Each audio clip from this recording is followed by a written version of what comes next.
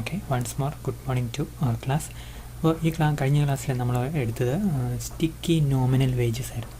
അപ്പോൾ sticky nominal wages, sticky real wages, sticky prices, അങ്ങനെ മൊത്തത്തിൽ പ്രൈസ് റിജിഡിറ്റി, ഇതൊക്കെയാണ് ന്യൂ കെയ്നീഷ്യൻ ഇക്കണോമിസ്റ്റുകളുടെ പ്രധാനപ്പെട്ട തിയറികൾ. അപ്പോൾ ഈ ക്ലാസ്സിൽ നമ്മൾ കാണുന്ന മാൻഗീവിൻ്റെ മോഡലാണ്. മാൻഗീവിൻ്റെ ഒരു മെനു കോസ്റ്റ് മോഡൽ ഭയങ്കര സിമ്പിളാണ്. നമ്മൾ വിചാരിക്കുന്ന പോലെ ഇപ്പോൾ പേര് കേട്ട് കഴിഞ്ഞാൽ ഭയങ്കര നമുക്ക് എന്താ പറയുക, ഒരു ബുദ്ധിമുട്ടുന്ന ഒരു ഫെമിലിയർ അല്ലല്ലോ നമുക്ക് തോന്നുമെങ്കിലും ബേസിക്കലി ഈ മോഡലിൻ്റെ അകത്ത് വലിയ ഭയങ്കര കഥകളൊന്നുമില്ല. അപ്പോൾ അതിൻ്റെ ഒരു കണ്ടൻറ്റ് ഞാൻ നിങ്ങൾക്ക് പറഞ്ഞുതരാം. അപ്പോൾ അങ്ങനെ കണ്ടൻറ്റ് പറയുകയാണെങ്കിൽ ഈ തിയറിയിലേക്ക് പോകാൻ നമുക്ക് ഭയങ്കര എളുപ്പമായി. എന്താണ് ഈ തിയറി പറയുന്നത്, എന്താണ് മെനു കോസ്റ്റ്? നമുക്ക് കേട്ടിട്ടുള്ള ഒരു സംഭവമാണല്ലോ മെനു. അപ്പോൾ മെനു കോസ്റ്റ്, അങ്ങനെ എന്തോ ഒരു മെനു കോസ്റ്റിനെ നമ്മുടെ ഇപ്പോഴത്തെ സ്റ്റിക്കി പ്രൈസസുമായിട്ട് ബന്ധിപ്പിക്കാനുള്ള ശ്രമമാണ് മാൻഗിയോട് നടത്തിയിരിക്കുന്നത്. കണ്ടോ, സ്റ്റിക്കി പ്രൈസ് മോഡൽ എന്നതിൻ്റെ പേര് തന്നെ. അപ്പോൾ പിന്നെ അതിൻ്റെ കൂടെ അഗ്രിഗേറ്റ് ഡിമാൻഡ്, എക്സ്റ്റേണാലിറ്റി എന്തായിരിക്കും, ഇത്രയും കാര്യങ്ങൾ നമ്മൾ അറിഞ്ഞിരുന്നാൽ മതി. ഓക്കെ, അപ്പോൾ ഞാൻ നിങ്ങൾക്ക് വേറെ ഒരല്പം ബേസിക് ആയിട്ടുള്ള ഐഡിയ പറഞ്ഞു തരാം. Okay, what is sticky price model and what is menu cost. Okay, so when we are considering this theory, there is a background information for us definitely. കാരണം നമ്മൾ പറഞ്ഞുകൊണ്ടിരിക്കുന്ന കുറേ കാര്യമുണ്ടല്ലോ, അതായത് ക്ലാസിക്കൽ ഇക്കോണമിസ്റ്റുകളും പ്ലസ് ന്യൂ ക്ലാസിക്കൽ ഇക്കോണമിസ്റ്റുകളും ഇതിനു മുമ്പുണ്ടായിരുന്ന ആൾക്കാരെ ഇക്കോണമിസ്റ്റുകൾ, അവരൊക്കെ പറഞ്ഞു എല്ലാം സിസ്റ്റത്തിലെല്ലാം ഫ്ലെക്സിബിളാണ് അല്ലേ. There is flexibility in wages, prices, interest rate, etc. So there is no need for any government intervention. Market will be clearing everything. So market clearing ആയിട്ടുള്ള ഒരു അപ്രോച്ച് ഇവർ അഡോപ്റ്റ് ചെയ്തത്. ഇനി അത് കഴിഞ്ഞുണ്ടല്ലോ, നമ്മൾ അത് കഴിഞ്ഞ് വന്ന തിയറിയെക്കുറിച്ച് ഒന്നാണല്ലോ നമ്മൾ ഈ പറഞ്ഞ റാഷണൽ എക്സ്പെക്ടേഷൻ കഴിഞ്ഞ് വന്നതാണല്ലോ ന്യൂ കെയ്നീഷ്യൻസ്. അപ്പോൾ ഈ ന്യൂ കെയ്നീഷ്യൻസ് ഇവർ പറയുന്നത് എന്താണെന്ന് വെച്ച് കഴിഞ്ഞാൽ അങ്ങനെ ഒരിക്കലും പെർഫെക്റ്റ്ലി ഫ്ലെക്സിബിൾ ആകുകയല്ല, ക്വിക്കായിട്ടുള്ള അഡ്ജസ്റ്റ്മെൻറ്റ് കാണുകയല്ല, ഓട്ടോമാറ്റിക്കായിട്ടുള്ള വർക്കിംഗ് കാണുകയല്ല ഈ ന്യൂ കെയ്നീഷ്യൻസ് പറയും. പകരം ദർ വിൽ ബി സ്റ്റിക്കിനെസ് അല്ലേ. സ്റ്റിക്കിനെസ് എന്ന് പറഞ്ഞാൽ മാറാതിരിക്കുന്ന അവസ്ഥ. when there are some tendency for the system to change, but the system is not responding to that change, so we call it as stickiness. Then how we can measure the stickiness can be measured through rigidity of wages. Okay, and similarly rigidity of what we can say prices, and the wages can be real or nominal. Similarly, and both the real wage as well as the nominal wage can remain sticky or can remain unchanged. Similarly, the prices also can remain as what we get real prices. Rather, the price level can also remain unchanged or can be sticky. So അതിൽ നമ്മൾ ഈ മോഡലിനകത്ത് കഴിഞ്ഞ ക്ലാസ്സിൽ നമ്മൾ എങ്ങനെയാണ് nominal മണി വേജസിൽ stickiness വരുന്നത് നമ്മൾ കണ്ടു. ഓക്കെ, ഇനി നമ്മൾ ഈ ക്ലാസ്സിൽ കാണുന്നത് എങ്ങനെ അറിയാം, എങ്ങനെയാണ് പ്രൈസസ് സ്റ്റിക്കി ആയിത്തീരുന്നത്, പ്രൈസ് സ്റ്റിക്കിനെസ് എങ്ങനെയാണ് വരുന്നത്, why prices are not changing, what are the reasons for prices to be remain sticky. Okay, even if some basic changes happens in cost, etc. So there is a tendency in modern market situations, for prices to remain unchanged. There can be many reasons why prices remain unchanged. അപ്പോൾ അതിലൊരു എക്സ്പ്ലനേഷനാണ് നമ്മളിന്ന് പഠിക്കാൻ പോകുന്നത്. അപ്പോൾ അതിൽ ഇദ്ദേഹം പറയുന്നതെന്ന് അറിയോ, മാൻഗീവ് ഭയങ്കര മോഡേൺ മാക്രോ എക്കണോമിക്സിലെ പ്രബലനായ ഒരു ഫിഗറാണ്. നമ്മൾ കഴിഞ്ഞ ക്ലാസ്സിൽ കണ്ടാണ് മാൻഗീവിനെ കുറിച്ച്. മാൻഗീവിൻ്റെ ന്യൂ കെയ്നീഷ്യൻ സ്കൂളിന് കൊടുത്ത ഒരു ഇൻട്രഡക്ഷൻ അതൊക്കെ നമ്മൾ കണ്ടു. അപ്പോൾ ഈ മാൻഗീവിൻ്റെ തിയറി എന്ന് പറയാം, these theories related with price stickiness and he explains it through the simile of menu cost. Simile എന്ന് പറയാൻ പറ്റില്ല, ഒരു റിയൽ ആയിട്ടുള്ള സംഭവം തന്നെ, ഉപമയല്ലോ, യഥാർത്ഥമുള്ള സംഭവം തന്നെ. മെനു കോസ്റ്റിൻ്റെ കോണ്ടെക്സ്റ്റിലാണ് ഈ പ്രൈസ് സ്റ്റിക്കിനെസ് എക്സ്പ്ലെയിൻ ചെയ്യുന്നത്. അപ്പോൾ എന്താണ് മെനു കോസ്റ്റ് എന്ന് പറഞ്ഞാൽ എന്താ പറയുക, നമ്മളിപ്പം ഒരു ഉദാഹരണം പറയുകയാണെങ്കിൽ നമുക്കിപ്പം ഒരു ഹോട്ടലിൽ ചെല്ലുവാണെങ്കിൽ നിങ്ങൾക്ക് അവിടെ ഒരു മെനു കാർഡ് ഇങ്ങനെ വെച്ചിട്ട് കാണും അല്ലേ. ഒന്നാമതായിട്ട് ഇങ്ങനെ, രണ്ടാമത്തേക്ക്, മൂന്നാമതായിട്ട് ഇങ്ങനെ മെനു കാർഡ് നല്ല സെറ്റപ്പായിട്ട് കാണുമ്പോൾ തന്നെ നമുക്കറിയാം ഓരോ സാധനവും നമ്മൾ പുറത്തുനിന്ന് 50 രൂപയ്ക്ക് കിട്ടുന്ന സാധനം ഇവിടെ ഒരു 120 രൂപയാവും, അല്ലെങ്കിൽ പുറത്തുനിന്ന് ഒരു 150 രൂപയ്ക്ക് കിട്ടുന്ന സാധനം ഇവിടെ ഒരു 280 സംതിങ്, നിയർ ടു 300 അത്രയും വരും. അപ്പോൾ ആ മെനു കാർഡ് നല്ല ബ്ലിങ്ക് ചെയ്ത് എന്താണ് കളറിൽ പ്രിൻ്റ് ചെയ്തിട്ട് പിന്നെ എന്തൊക്കെയാണ് അതിനകത്ത് ചെയ്തേക്കുന്നത്, അതിന് എന്നാ ചെയ്യുന്നുണ്ട്, ലാമിനേഷൻ ചെയ്തിട്ടുണ്ട്. അങ്ങനെ മെനു കാർഡ് പിന്നെ അതുപോലെ തന്നെ ഈ മെനു കാർഡ് മാത്രമാണ്. ഈ മെനുവിൻ്റെ ഈ പ്രൈസ് ലെവൽ നമ്മൾ എല്ലായിടത്തും ഗവൺമെൻറ്റിനെ അറിയിക്കണം. പിന്നെ നമ്മൾ ഈ പാഴ്സൽ കൊടുക്കുന്ന ഏതെങ്കിലും ഫേംസ് നമ്മൾ തന്നെ സ്വിഗ്ഗി പോലെയാണെങ്കിൽ അവരെ അറിയിക്കണം, അവർക്ക് പ്രൈസ് മാറ്റണം. നമ്മൾ പ്രൈസ് മാറ്റുവാണെങ്കിൽ ഇവർക്ക് പ്രൈസ് മാറ്റണം. So there will be lot of inputs about your price situations, your information about your price situation. You may depict it in a real menu. Okay, similarly you will be transferring or providing that price information to other parties. Sometimes you may be exhibiting in your website, so and similarly there may be apps as well for this particular hotel. So changing the price of a particular item is not easy. അപ്പോൾ അങ്ങനെ easy അല്ലത്, ഭയങ്കര ബുദ്ധിമുട്ടാണ്. നമുക്കറിയാം ഏത്തക്കാബോളി എന്ന് പറയുന്നത് എല്ലാവർക്കും ഇഷ്ടപ്പെട്ട ഏത്തക്കാബോളിയുടെ വില എന്ത് ചെയ്യും, കൂടും. എപ്പോഴാണ് ഏത്തക്കാടെ വില കൂടുമ്പോഴത്തേക്കും ഏത്തക്കാടെ വില കുറയുന്നുണ്ടോ? അപ്പോൾ ഒരു കാരണവശാലും കുറയില്ല. അപ്പം നിങ്ങൾ പറയാമല്ലോ, നമുക്ക് പറയാമല്ലോ ഏത്തക്കാടെ ബോളിയുടെ മുഴുപ്പ് കൂട്ടിയാൽ മതി. അപ്പം ബോളിയുടെ മുഴുപ്പ് കൂടുകയും കുറയുകയും ചെയ്തുകൊണ്ടിരിക്കും ഏത്തക്കാടെ വില കുറയുന്നതനുസരിച്ച്. എന്നാൽ പോലും ബോളിയുടെ വില അങ്ങനെ വില എന്താണ്, അതിൻ്റെ മുഴുപ്പ് കൂടുന്നില്ലല്ലേ വില കുറയുമ്പോൾ, ഏത്തക്കാട വില കുറയുമ്പോൾ ഇല്ല. അവിടെ ഒരു സ്റ്റിക്കിനെസ് ഉണ്ട്. പല രീതിയിൽ ആ സ്റ്റിക്കിനെസ്സിനെ നമുക്ക് വേണമെങ്കിൽ മനക്ക് പോട്ടെ, നമുക്ക് നമ്മുടെ ഏത്തക്കാബോളി എടുത്ത് നോക്കാം. ഈ സ്റ്റിക്കിനെസ് എഴുതുമ്പോൾ അല്ല, നമ്മൾ പറയുന്നതനുസരിച്ച് എഴുതാൻ നോക്കുമ്പോഴല്ലോ സ്റ്റിക്കിനെസ് സ്റ്റിക്കി. ഓക്കെ, എഴുതുമ്പോൾ സംഭവിക്കുന്നത് അറിയാം, നമ്മുടെ കൈ ഇങ്ങനെ ചലിക്കുന്നത് നമ്മുടെ നാക്ക് ചലിക്കുന്ന പോലെയാണ്. ഒന്ന് പറഞ്ഞുകൊണ്ട് എഴുതാൻ പാടാം. നിങ്ങളൊന്ന് ചെയ്ത് നോക്കൂ. സാറെന്താണ് ഇത്ര സ്പെല്ലിംഗ് മിസ്റ്റേക്ക് വരുന്നത്, അല്ലെങ്കിൽ ഇത്ര പപ്പ വെക്കുന്നത് ആദ്യമായിട്ട് എഴുതുന്ന ഒരാളെ എന്ന് ചിലപ്പോൾ വിചാരിക്കും. നമ്മളിങ്ങനെ ഒരു കാര്യം ചിന്തിക്കുകയും വേറൊരു കാര്യം പറയുകയും രണ്ടിലേത് എഴുതണമെന്ന് നമ്മുടെ കൈ കൺഫ്യൂസ്ഡ് ആയി പോവുകയും ചെയ്യുന്നൊരവസ്ഥയാണ്. പേനയല്ല കൺഫ്യൂഷൻ, നമ്മുടെ കൈ കൺഫ്യൂസ്ഡാണ്. അപ്പോൾ നമ്മൾ സ്റ്റിക്കിനെസ്സിനെ കുറിച്ച് ഏത്തക്കാബോളിനെ കുറിച്ചാണല്ലോ പറഞ്ഞത്. ഏത്തക്കാബോളി ഒരു പ്രൈസ് സ്റ്റിക്കിനെസ്സിൻ്റെ വലിയ ക്ലാസിക് എക്സാമ്പിളാണ്. എനിക്ക് ഇഷ്ടപ്പെട്ട സംഭവം കേട്ടോ. ഞാൻ എപ്പോഴും വൈകുന്നേരം കയറുമ്പോഴത്തേക്ക് ഒരേ ബോളി പൊതിഞ്ഞെങ്കിലും മേടിക്കും. അപ്പോൾ ഞാനത് ശ്രദ്ധിക്കാറുണ്ട്. ഇപ്പം ഏത്തക്കാടെ വില കൂടിക്കഴിഞ്ഞാൽ സ്റ്റിക്കിനെസ് ഒന്നുമില്ല, ബോളി തന്നെ അങ്ങ് മാറിപ്പോകും. ബോളി പിന്നെ കിട്ടാറില്ല അല്ലേ. പിന്നെ ആ ഒരു ബോണ്ടൊക്കെ ആയിരിക്കും, ഉഴുന്നൂടെയൊക്കെ ആയിരിക്കും. പക്ഷേ ചില കടകളിൽ അതില്ലാതെ പറ്റില്ല. അവരെന്നാ അറിയാം, ഇത്രയും നീളമാണ് ബോളിക്കെങ്കിൽ അത് ഇത്രയും നീളമാക്കും, അല്ലെങ്കിൽ എന്നാ അറിയാം ബോളിക്ക് ഈ കട്ടിയാക്കും. അപ്പോൾ അങ്ങനെ എന്നാ സംഭവിക്കുന്നത് വെച്ച് കഴിഞ്ഞാൽ അങ്ങനെ അവർ അഡ്ജസ്റ്റ് ചെയ്യും. So why they are not changing the price of ethakkaboli to 10 rupees to 20 rupees when the price of banana increases from around 40 rupees to 80 rupees അല്ലേ? അങ്ങനെ മാറത്തില്ല. അങ്ങനെ മാറാൻ ഒത്തിരി ബുദ്ധിമുട്ടുണ്ട്. കസ്റ്റമേഴ്സ് റെസിസ്റ്റ് ചെയ്യുന്ന നമ്മൾ ലോജിക്കലായിട്ട് ഒറ്റയടിക്ക് പറഞ്ഞ് നിർത്താം അല്ലേ, അങ്ങനെ വേണമെങ്കിൽ പറയാം. പക്ഷെ 12 രൂപയായിട്ട് മാറ്റാമല്ലോ, അല്ലെങ്കിൽ 12 രൂപയായിട്ട് മാറ്റാം. അപ്പോൾ അതിന് ഒത്തിരി ബുദ്ധിമുട്ടുകളുണ്ട്. There are lot of difficulties when you are changing the price frequently. So there are every tendencies for the prices of the products remain sticky. One such reason is the menu cost.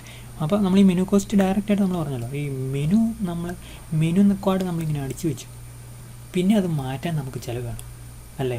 ഒരു 3 star hotel നമ്മൾ ചെല്ലുമ്പോൾ 3 star നമ്മൾ ചെല്ലുന്ന കാര്യമല്ല, നമ്മൾ hotel നടത്തുന്ന കാര്യമായിട്ടും ചിന്തിച്ചു നോക്കും അല്ലേ. നമ്മൾ ഹോട്ടൽ നടത്തുക, ഓരോ ദിവസം മെനു കാർഡ് മാറ്റാൻ പറ്റുമോ? ഇല്ല. ആഴ്ചയിൽ ഒന്ന് മാറ്റാൻ പറ്റുമോ? അങ്ങനെയില്ല. അപ്പോൾ മാറ്റണമെങ്കിൽ എന്ത് ചെയ്യണം? നമ്മൾ മെനു മാറ്റണം, മെനു കാർഡ് മാറ്റണം, പിന്നെ സപ്ലൈസിനുള്ള പ്രൈസ് മാറ്റണം. അവരുടെ പ്രൈസ് ഡെബിറ്റ് ചെയ്യുമ്പോൾ അത് അവരുടെ മാറ്റണം. പിന്നെ അല്ലാതെ ആപ്പിൽ മാറ്റണം, സോറി കേട്ടോ. പിന്നെ അതല്ലാതെ നമ്മുടെ വെബ്സൈറ്റിൽ മാറ്റണം. ആപ്പടെ ഭയങ്കര ബുദ്ധിമുട്ടായിരിക്കും. So there will be cost when you are changing the menu. Okay, so ആ കോസ്റ്റ് കൂടുന്നുണ്ടെന്ന് അറിയാം. നമ്മളൊരു കാരണവശാലും നമ്മുടെ കോസ്റ്റ് ചെറുതായിട്ട് കൂടിയാലും നമ്മൾ മാത്സ് പഠിച്ച കുട്ടികളെല്ലാം ശ്രദ്ധിക്കണം കേട്ടോ. മാർജിനൽ കോസ്റ്റ് എന്ന് പറഞ്ഞ കോൺസെപ്റ്റാണ്. നമുക്ക് ഭയങ്കര സംഭവമൊന്നുമില്ല. മാർജിനൽ കോസ്റ്റ് എന്ന് പറഞ്ഞാൽ ഏറ്റവും അവസാനത്തെ കോസ്റ്റ് സിറ്റുവേഷനാണ്. ഭയങ്കര ടെക്നിക്കലി പ്രിസൈസ് ഡെഫിനിഷൻ എന്നല്ല, അബ്സ്ട്രാക്റ്റ് ഐഡിയ പറഞ്ഞു തരികയത്. ഓക്കെ, ഏറ്റവും അവസാനത്തെ കോസ്റ്റ് കണ്ടീഷൻ എന്ന് പറഞ്ഞാൽ when you R producing hundreds of units every day, sometimes the last unit, the cost of the last unit may change because of the input you used. Its price might have increased or decreased. So that is called a marginal cost condition. So marginal is very important in economics. Sorry at all. Marginal is very important. Marginal shows the latest additional situation. അല്ലേ, marginal utility, marginal cost, marginal product, marginal revenue, അങ്ങനെ ഒത്തിരി സംഭവങ്ങൾ നമ്മളിങ്ങനെ പഠിച്ചുകൊണ്ടേയിരിക്കും. Marginal പഠിക്കുകയാണെങ്കിൽ ഇക്കണോമിക്സിൽ ഒരു 10% നമുക്ക് മനസ്സിലാവും. അപ്പോൾ ലാസ്റ്റ് യൂണിറ്റിൻ്റെ, ലാസ്റ്റ് കോസ്റ്റിൻ്റെ, ലാസ്റ്റ് റവന്യൂവിൻ്റെ, ലാസ്റ്റ് പ്രൊഡക്റ്റൊക്കെയാണ് അർത്ഥം. ഇവിടെ നോക്കുകയാണ് മാർജിനൽ കോസ്റ്റ്.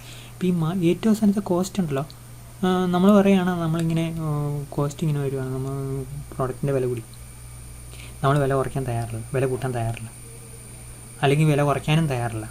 കാരണം അറിയാം, വില കുറയ്ക്കുമ്പോൾ നമ്മുടെ മെനു എല്ലാം കൂടെ മാറ്റി വരുമ്പോൾ മെനു എല്ലാം കൂടെ പ്രിൻ്റ് ചെയ്ത് മറ്റേ ഇൻഫർമേഷനൊക്കെ കൊടുത്ത് വരുമ്പോഴത്തേക്കും നമുക്കൊരു 500 രൂപ ചിലവാകും.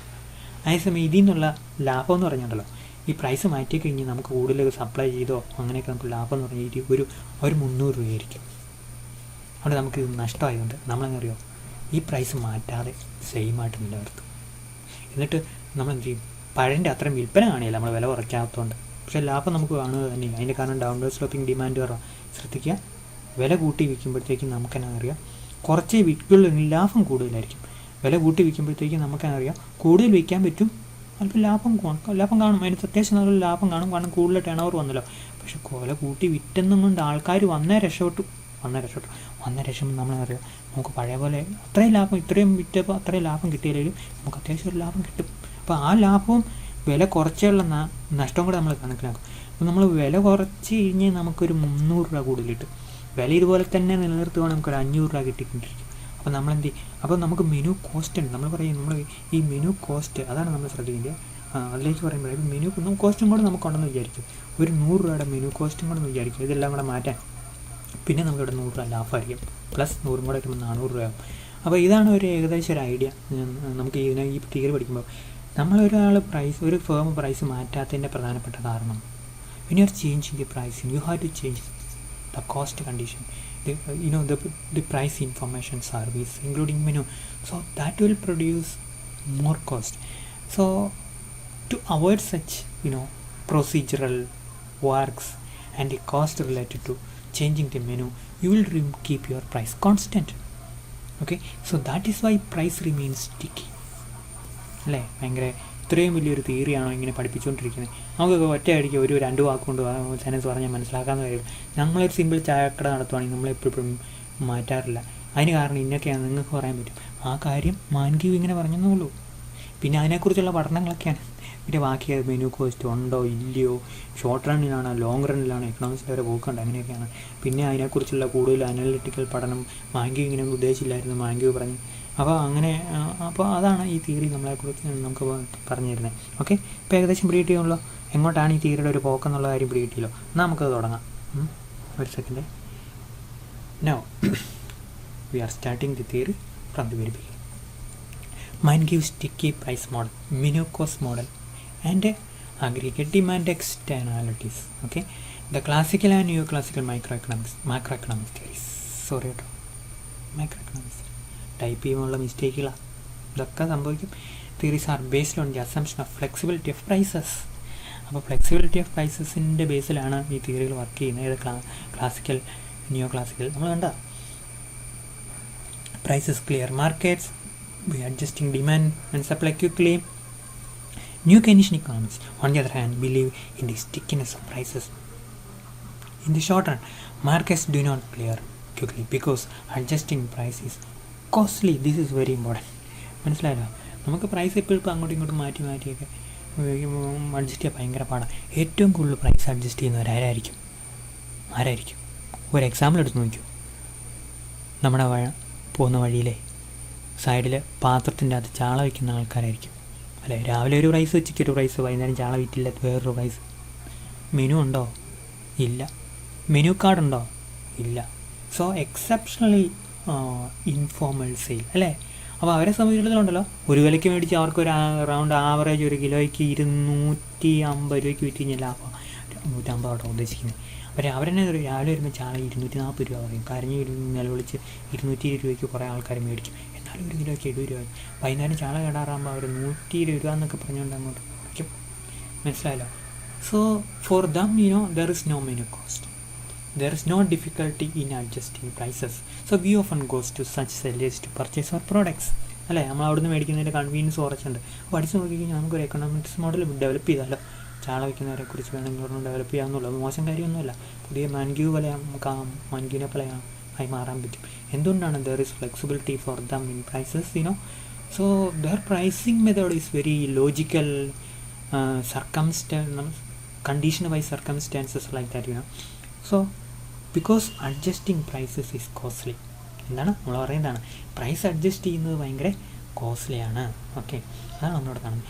Then frequently adjusting prices of their goods involve cost to firms. A large sector of the economy is made up of price makers who sell goods in monopolistic or imperfectly competitive markets.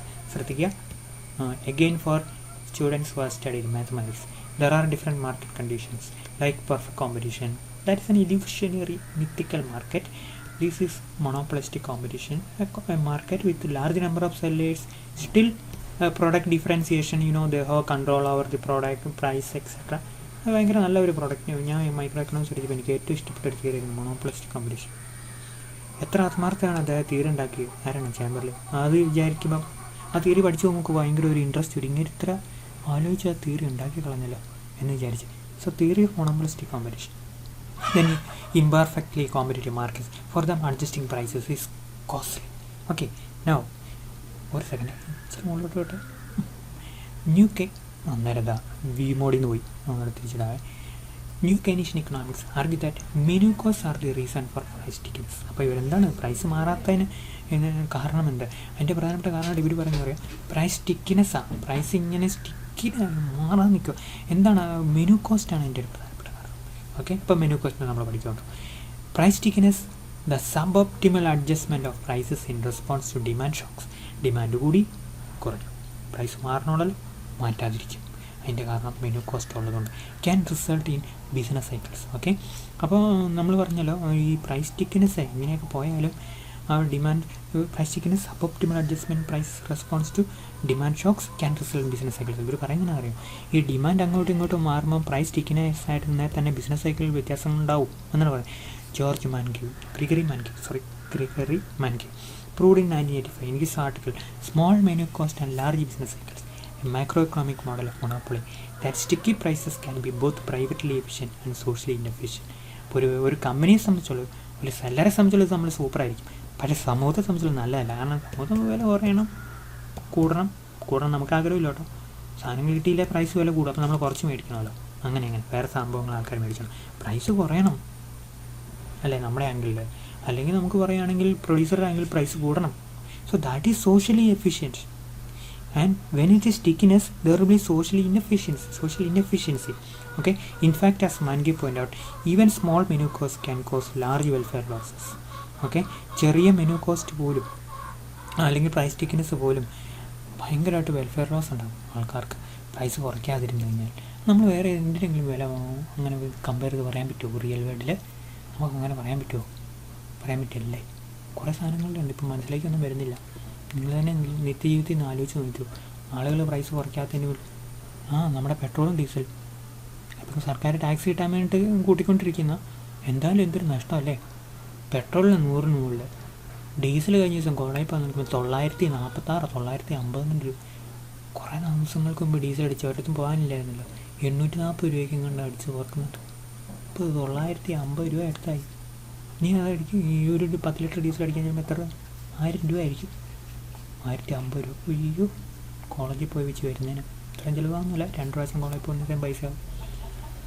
അപ്പോൾ നമുക്ക് പറയാമല്ലോ, അവിടെ ഒരു menu cost ഒന്നും ഇല്ലല്ലേ. കാരണം menu cost ഒന്നും ഇല്ല, ചുമ്മാ റെക്കോർഡ് കേട്ട് ഇങ്ങനെ കാണിക്കല്ലേ, സൂചി ഓടിക്കൊണ്ടിരിക്കുകയല്ലേ വില. Okay, then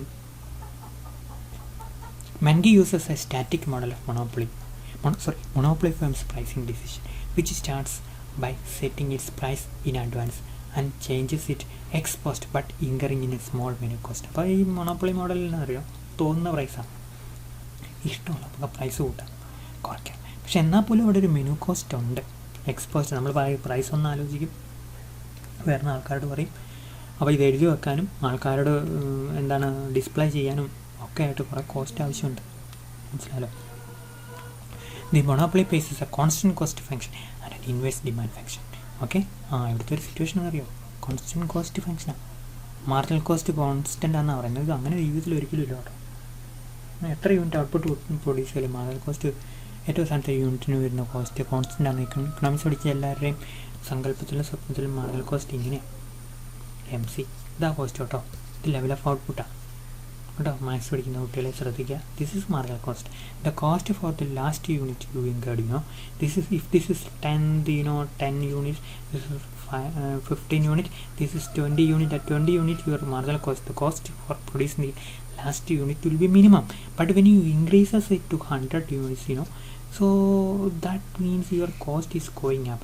So and here, from here onwards, when you are increasing your production, which is expressed in terms of the number of units of output, your cost goes up. Your cost goes up. That is the implication of this upward sloping marginal cost curve. Okay, so marginal cost curve upward sloping, but this theory paradoxically brings a entirely different type of marginal cost curve, which is a horizontal straight line. കേട്ടോ. അപ്പോൾ അങ്ങനെ ഒരു constant cost ആയിരിക്കും. And inverse demand function, this is the inverse demand and this is the usual demand function, that shows at higher price lower quantity is demanded, at lower price higher quantity is demanded. Okay, that is a natural demand function. So ഇങ്ങനെ monopoly ഇങ്ങനെയാണ് കേട്ടോ. monopolistic competition, oligopoly, in all such situations the demand curve will be downward sloping, indicate a negative relation between the price of the commodity and the quantity demanded of that commodity. Okay, economics പഠിച്ച കുട്ടികൾക്ക് ഇതൊക്കെ ഭയങ്കര കൂളായിട്ട് easy ആയിട്ട് അറിയുന്ന കാര്യങ്ങളാണ്. ഇത് പിന്നെ പ്ലസ് ടു തൊട്ട് പഠിച്ചാൽ ഞങ്ങളിപ്പോൾ മാത്സ് പഠിച്ച കുട്ടികൾ അങ്ങനെയല്ല. സോ ഞാൻ ഡിലീറ്റ് ചെയ്യാൻ നോക്കട്ടെ. ഒരു സെക്കൻഡ് പോയക്കരുത്. എവിടെ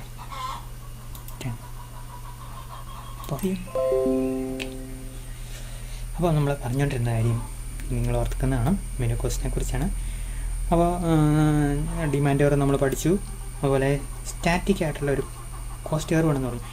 and Mankiw uses a static model of a monopoly firm's pricing decision. Okay, so അതൊക്കെ നമ്മൾ കണ്ട constant cost function, inverse demand function in the figure below. അപ്പോൾ നമ്മളൊരു ചിത്രം കാണുമോ? ഈ ചിത്രം ഞാൻ നിങ്ങൾക്ക് വേണ്ടി ബേസിക് ആയിട്ടുള്ളൊരു ചിത്രം കേട്ടോ, ഭയങ്കര സംഭവമൊന്നുമില്ല, നമുക്ക് അറിയാവുന്ന കാര്യമാണ്. ഓക്കെ, അപ്പോൾ അതിൻ്റെ അകത്തെ ചിത്രത്തിനെ ആദ്യം കാണിച്ചു തരാം. ഇതാണ് മാർജിനൽ കോസ്റ്റ് കർവ്, ഇതാണ് ഡിമാൻഡ് കർവ്. അപ്പോൾ നമ്മൾ പ്രൈസ് പി എം ആണെങ്കിലല്ലോ എന്താ സിറ്റുവേഷനാണ്? പ്രൈസ് പി എം ആണെങ്കിൽ നമ്മൾ ഇക്വലി സി വരുമെന്ന് നമ്മൾ വിചാരിക്കുക. ഓക്കെ, എവിടെയായിരിക്കും സി? അപ്പം ക്യൂമ പ്രൊഡ്യൂസ് ചെയ്യുമ്പം ഇതാണ് അതിൻ്റെ ഒരു മാർജിനൽ കോസ്റ്റ്. അപ്പം നേരെ ഇങ്ങോട്ട് വരുത്തും ടെക്ക്. ഇവിടെ നമ്മൾ സിയിൽ ഇക്വലി മനസ്സിലായല്ലോ. അപ്പോൾ ഇത് കോഴി കൊണ്ട് ഞാൻ തോറ്റു. ഓക്കെ, അപ്പം നമ്മൾ ഈ ഡിമാൻഡ് കർവ് കാണുമായിരുന്നു, അല്ലെങ്കിൽ ഈ മാർക്കറ്റ് സിറ്റുവേഷൻ കാണും. ഇവിടെ ഒരു മൊണോപ്പൊളിസ്റ്റാണ് അല്ലെങ്കിൽ മൊണോപ്പൊളിയുടെ ആളാണ്. അദ്ദേഹം എന്താണെന്നറിയോ? ഇതാണ് അദ്ദേഹത്തിൻ്റെ demand curve. Okay, this will be the demand curve and here goes through marginal revenue curve. ഇത് മാത്സ് പഠിക്കുന്ന കുട്ടികൾ ഞാൻ പിന്നെ ഒരു ദിവസം പറഞ്ഞുതരാം. ഇത് ഇക്കണോമിക്സിൽ ഒരല്പം മാർക്കറ്റിൻ്റെ ABCD മൈക്രോയിൽ പഠിക്കേണ്ടി കേട്ടോ. So this is the demand curve. നമ്മളതിനെ ആവറേജ് റവന്യൂ കർവ് എന്ന് പറയാം. This is the marginal revenue curve. Average revenue എന്ന് പറഞ്ഞാൽ എന്താ? Total revenue divide by number of units of output. Okay, marginal revenue എന്ന് പറഞ്ഞാൽ ഏറ്റവും അവസാനത്തെ യൂണിറ്റ് പ്രൊഡ്യൂസ് ചെയ്യുമ്പോൾ നമുക്ക് വരുന്ന കോസ്റ്റാണ്, നമുക്ക് കിട്ടുന്ന റവന്യൂ ആണ് മാർജിനൽ റവന്യൂ. ഏറ്റവും അവസാനത്തെ യൂണിറ്റ് വിറ്റ് കഴിയുമ്പോൾ നമുക്ക് കിട്ടുന്ന revenue marginal revenue. Total revenue എന്ന് ഒരു ശരാശരി ഓരോ യൂണിറ്റിന് കിട്ടുന്ന റവന്യൂ ആണ് total average revenue. Okay, so this is called average revenue, this is called the marginal revenue. And so when there is equilibrium will be there when MC is equal to MR. Okay, this is the marginal cost curve. അപ്പോൾ ഈ marginal cost curve നമ്മൾ എവിടെ നിന്നും കൊണ്ടുവരിക. അപ്പോൾ അങ്ങനെ ഒരു MC equal to MR എവിടെയാണ് നടക്കുന്നത്? ഇവിടെ നടക്കുന്നത്. ഇതാണ് MC, ഇതാണ് MR. ഇക്വലിബ്രിയം ഈ പോയിന്റിൽ നടക്കും. അപ്പോൾ ഇതാണ് ഇക്വലിബ്രിയം. ഇവിടെയാണ് സംഭവം നടക്കുന്നത്. ഇവിടെ നമ്മൾ നേരെ മുകളിലോട്ട് വരയ്ക്കാം. ഇതാണ് ആവറേജ് റവന്യൂ കർവിനെ മുട്ടുമ്പോഴത്തേക്ക് ഇവിടെ നമ്മൾ എന്ത് വിചാരിച്ചു? ഇവിടെയാണ് നമ്മുടെ ഇക്വലിബ്രിയം പ്രൈസ്, ഇവിടെയാണ് നമ്മൾ ഇക്വലിബ്രിയം ക്വാണ്ടിറ്റി. അപ്പോൾ നമ്മൾ OQ ക്വാണ്ടിറ്റി വിൽക്കും അല്ലേ? അത് എത്രയായിരിക്കും? ഒരു 1000 യൂണിറ്റ് ആയിരിക്കും. OP പ്രൈസ് വിൽക്കും ഒരു യൂണിറ്റ് 50 രൂപയായിരിക്കും. ഇത് 50 രൂപയായിരിക്കും കേട്ടോ. അപ്പോൾ this is the equilibrium methodology. മനസ്സിലായല്ലോ? മാത്സ് പഠിക്കുന്ന കുട്ടികൾക്ക് വേണ്ടിയിട്ടാണ് പ്രത്യേകിച്ച് പറയുന്നത്. So this is the way in which equilibrium is determined. Remember your equilibrium condition is MC is equal to MR. MC is equal to MR. ഈ ചിത്രം പിടികിട്ടിയല്ലോ. ഒരു കാരണവശാലും നമ്മളത് മറക്കരുത്. നിങ്ങൾക്ക് believe you don't have any basics in the degree, you please follow that. This is the equilibrium situation, and this is the average revenue curve, which is downward sloping. This is marginal revenue curve, that also is downward sloping, sloping below. It's going below the average revenue curve, and this is the marginal cost curve. And tell me the equilibrium. MR is equal to MC. Okay, MC cut the MR from below. This is the MR, this is the MC. So here you are having equilibrium. You mark it as point E.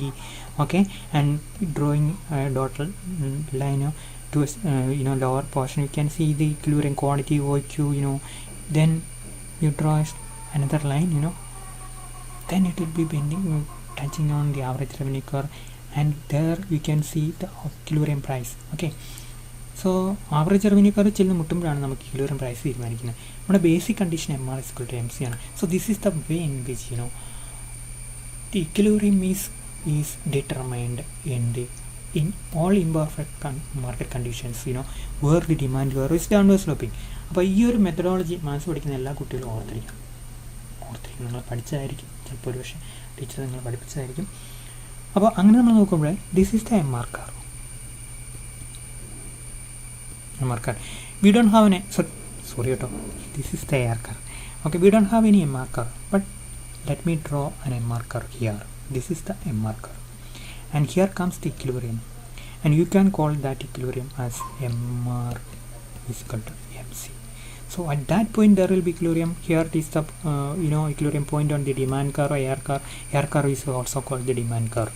Okay, and when you are drawing a horizontal line towards the y-axis, you can get the equilibrium price, and the lower portion you can get the equilibrium quantity. And for other explanation, please let me remove all those. Okay, now this is the profit for a particular firm. അപ്പോൾ ഇത്രയും കണ്ട് അയാൾ വിൽക്കുക, അയാളുടെ മൊത്തം വരുമാനം ഇത്ര ആയിരിക്കും, മനസ്സിലായല്ലോ. ഇത് അയാളുടെ കോസ്റ്റ് ആയിരിക്കും, കൊണ്ട് മാർജിനൽ കോസ്റ്റ്. നമ്മളിങ്ങനെ വിചാരിക്കും ഇത് അയാളുടെ കോസ്റ്റ്. ഇപ്പോൾ അയാൾ ഇത്രയും പ്രൊഡ്യൂസ് ചെയ്യുന്നുണ്ടെങ്കിൽ ഇത്ര അയാളുടെ കോസ്റ്റ് ആയിരിക്കും, ഇത്ര അയാൾക്ക് പ്രോഫിറ്റ് ആയിരിക്കും. കോസ്റ്റിന് മുകളിൽ കണ്ടോ ഇത്രയും പ്രോഫിറ്റ് ആയിരിക്കും. അപ്പോൾ ഓരോ യൂണിറ്റിനും അയാളുടെ കോസ്റ്റ് ഇത്ര, അയാളുടെ റവന്യൂ ഇത്ര, മനസ്സിലായി. നമ്മൾ പെർ യൂണിറ്റ് പ്രൈസ് ഇത്ര. ഓക്കെ, അപ്പോൾ അയാളുടെ പ്രോഫിറ്റ് എത്ര ആയിരിക്കും? Delete that. ഓക്കെ, അപ്പോൾ അയാൾ മൊത്തം ഒരു യൂണിറ്റിന് ഇത്രയും പ്രൈസ് ചാർജ് ചെയ്യുന്നു, മൊത്തം ഇത്ര യൂണിറ്റ് വിറ്റു. അപ്പോൾ ഈ O Q M into P M is equal to PMCQM. വലിയ കൂടിപ്പോയല്ലേ, സോറി, അല്ലേ, PMCQMO. അതായിരിക്കും അയാളുടെ എന്താണ് മൊത്തം ടേൺ ഓവർ. അതിൻ്റെ ഇത്രയും കോസ്റ്റും ഇത്രയും പ്രോഫിറ്റും ആയിരിക്കും. അപ്പോൾ ഇതിൻ്റെ മുകളിലോ ഇത് മേടിക്കുന്ന കൺസ്യൂമർക്ക് മിച്ചം കിട്ടുന്നില്ല, സർപ്ലസ്, കൺസ്യൂമർ സർപ്ലസ് മതി. അപ്പോൾ നമ്മൾ ഈ ഡയഗ്രത്തിലെ 3 ഭാഗങ്ങളും 2 റെക്റ്റാങ്കിളും ട്രയാങ്കിളും നമ്മൾ സോൾവ് ചെയ്തു. This is the way in which you have to interpret a diagram from the cost angle, from the consumer surplus angle, as well as from the profit angle, and similarly from the revenue angle for the particular firm. Okay, പ്രീട്ടിലോ ഇതാണ് എൻ്റെ സംഭവം. ഞാൻ delete ചെയ്തോട്ടെ. അപ്പോൾ ഈ tool ഉപയോഗിച്ച് നമ്മൾ ഈ മെനു കോസ്റ്റ് കോൺസെപ്റ്റ് ആരുടെ മാൻകിയുടെ നമ്മളൊന്ന് പറയുക. Read mode. ഓക്കെ, അപ്പം ഈ കാര്യങ്ങളൊക്കെ ഇവിടെ പറഞ്ഞിരിക്കുന്നുണ്ട്. PMGDC എന്ന് പറഞ്ഞെങ്കിൽ PMGDC പ്രോഫിറ്റാണ്, ബാക്കി കോസ്റ്റാണ്, അവിടെ കിടക്കട്ടെ, പറഞ്ഞ കാര്യങ്ങളാണ്. Account mind you the cost of adjusting price are called the menu cost.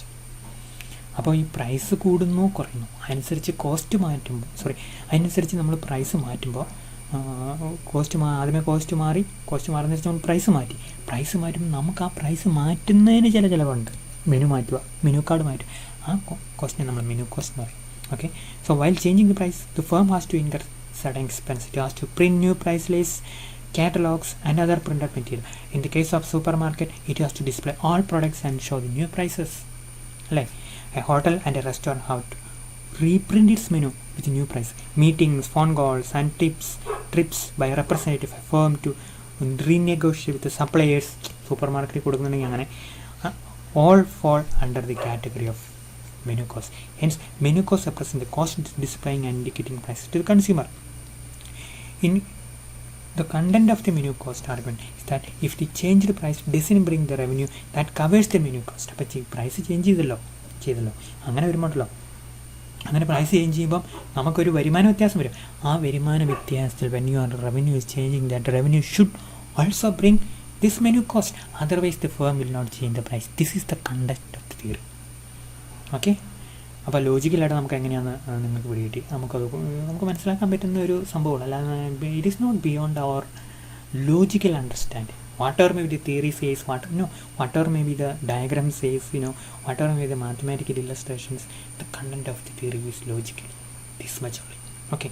Now, if the menu cost approach, in the menu cost approach to sticky price, it is profitable for firms to react to small changes in demand by keeping price constant, okay, over a short period and responding with the changes in output. Or in other words, because of menu cost, firms do not change their cost every time with a change in demand condition. Demand condition മാറിയാലും cost എപ്പോഴും മാറ്റണമെന്നില്ല.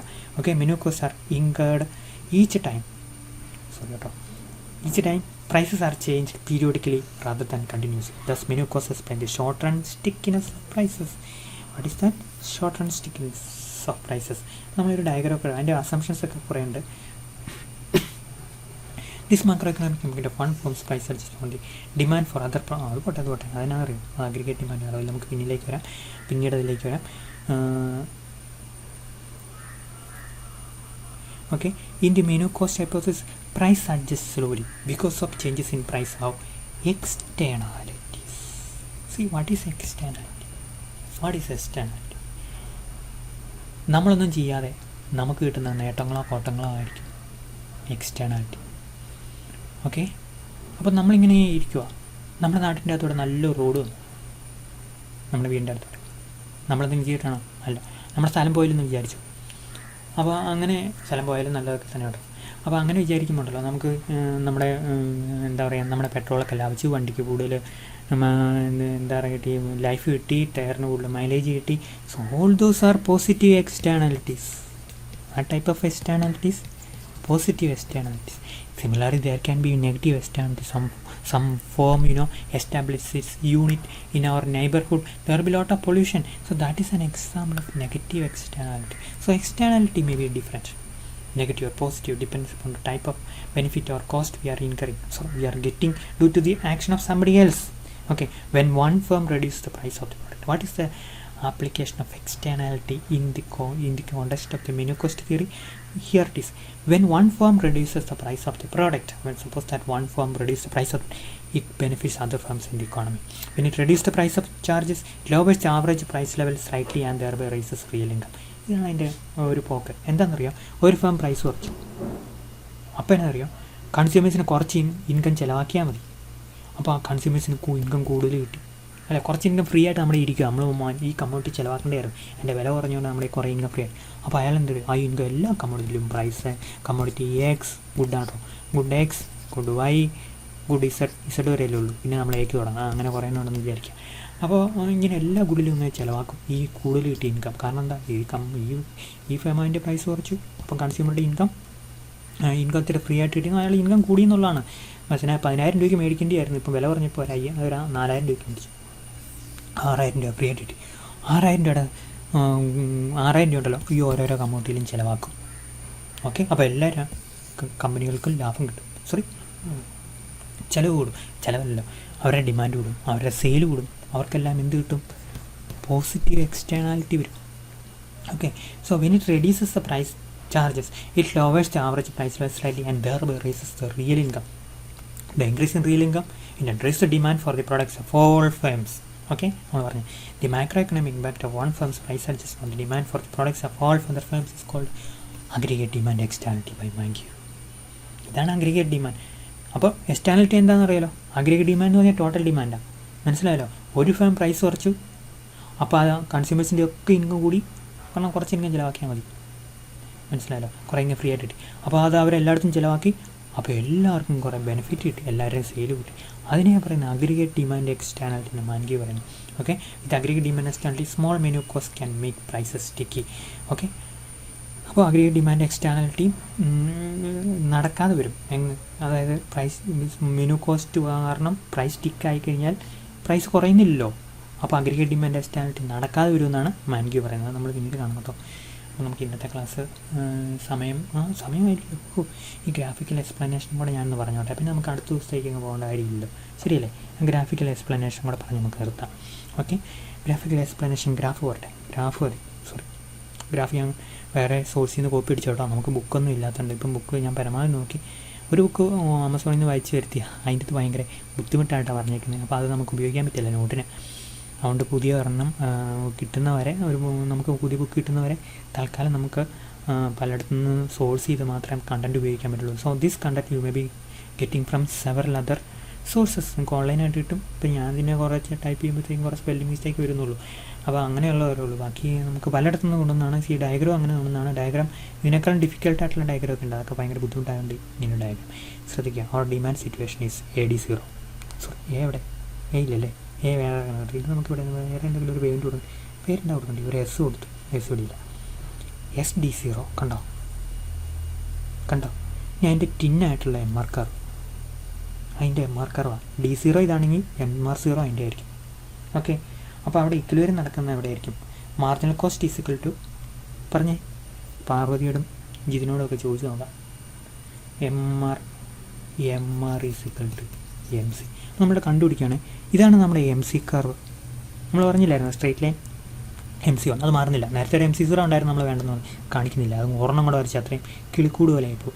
കിളിക്കൂടല്ല, കാക്കക്കൂട് പോലെ ആയിപ്പോൾ. അപ്പോൾ അങ്ങനെ വരുമ്പോൾ നമ്മളിവിടെ ഉണ്ടല്ലോ ഈ MC ഇതാണ്.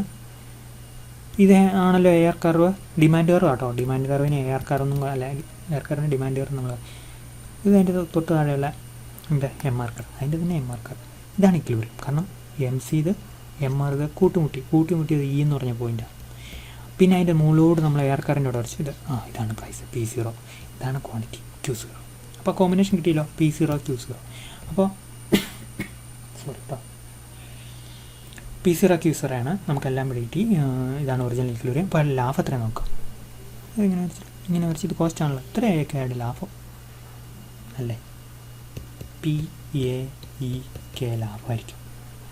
ഓക്കെ, കൺസ്യൂമർ സർപ്ലസ് എത്രയാണ് നമ്മൾ പറയേണ്ട കാര്യമില്ല, നമ്മളിപ്പോൾ നോക്കണ്ട. ഇനി ഇങ്ങനെ വിചാരിക്കുക, ഡിമാൻഡ് കണ്ടീഷൻ താഴോട്ട് വരിക, ഷിഫ്റ്റ് ചെയ്യുക, പാരലൽ ഷിഫ്റ്റ് ഡൗൺവേഴ്സ്, D1 ഇങ്ങോട്ടും M0 ഇങ്ങോട്ടും. മനസ്സിലായാലോ? അങ്ങനെ വരുമ്പോൾ MC ഈക്വൽ ടു MR എവിടെ നടക്കും? MR ഇവിടെ പോയിൻ്റ് F നടക്കും. ഉണ്ടോ? വില കുറച്ചു, ക്വാണ്ടിറ്റി Q1ലേക്ക് കുറച്ചു. ഓക്കെ, അപ്പോൾ ഇവിടെ കിട്ടിയില്ല. പുതിയ MR, പുതിയ അതേ MC തന്നെ പുതിയ ഇക്വിലിബ്രിയം പോയിൻ്റ് Fൽ, പുതിയ ഡിമാൻഡ് ഇക്വിലിബ്രിയം ഡിമാൻഡ് ടച്ച് ചെയ്യുന്ന പോയിൻ്റ് Cയിൽ, OP1 പ്രൈസ് P1 അല്ലേ, അതല്ലേ QOQ1 ക്വാണ്ടിറ്റി.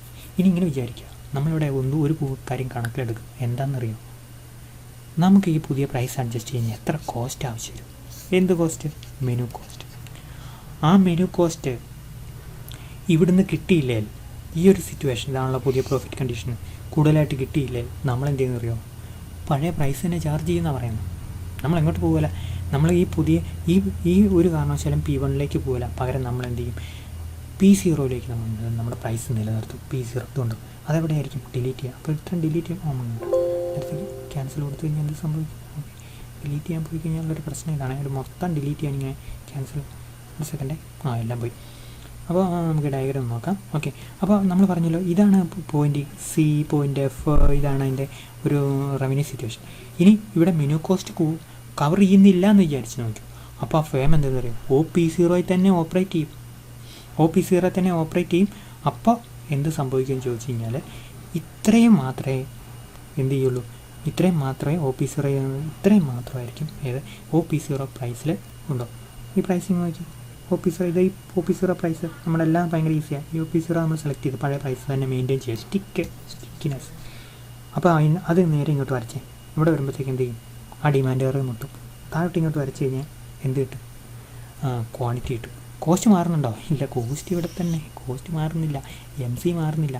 അപ്പോൾ MR എത്രയായിരിക്കും? MR ഇവിടെ ആയിരിക്കും. അപ്പോൾ എവിടെ ഇതുകൊണ്ട് MR ഇവിടെ. അപ്പോൾ അതിൻ്റെ ലാഭം എത്രയായിരിക്കും? ലാഭം ഇത്രയായിരിക്കും. ലാഭം കുറഞ്ഞു പോയി. ലാഭം കുറഞ്ഞും തുടരുന്നത് കാരണം എന്നറിയാം, ഇതിന് ഇച്ചിരി ചിലവുണ്ട്. ഈ പ്രൈസ് മാറ്റുന്നതിന്, പുതിയ പ്രൈസ് കുറയ്ക്കുന്നതിന് മെനു കോസ്റ്റ് ഉണ്ട്. ഈ മെനു കോസ്റ്റ് കവർ ചെയ്യുന്നില്ല പുതിയ ലാഭം. അതുകൊണ്ട് പഴയ ഈ ലാഭമാണ് പിന്നെയും ഭേദമെന്ന് തീരുമാനിച്ച് P0 തന്നെ കണ്ടിന്യൂ ചെയ്യുക. Okay, so sorry. So this is the message of what we can say the menu cost theory. The firms keep price constant, or there will be general price stickiness, because there is a concept of menu cost. If the new price as well as the new revenue situation doesn't cover the menu cost, firms will not change that price.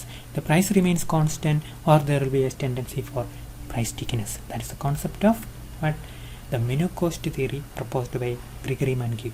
Okay, സെക്കൻഡേ class നിർത്തിയിട്ട് ഞാൻ നിങ്ങളുടെ അറ്റൻഡൻസും കൂടെ എടുക്കാം.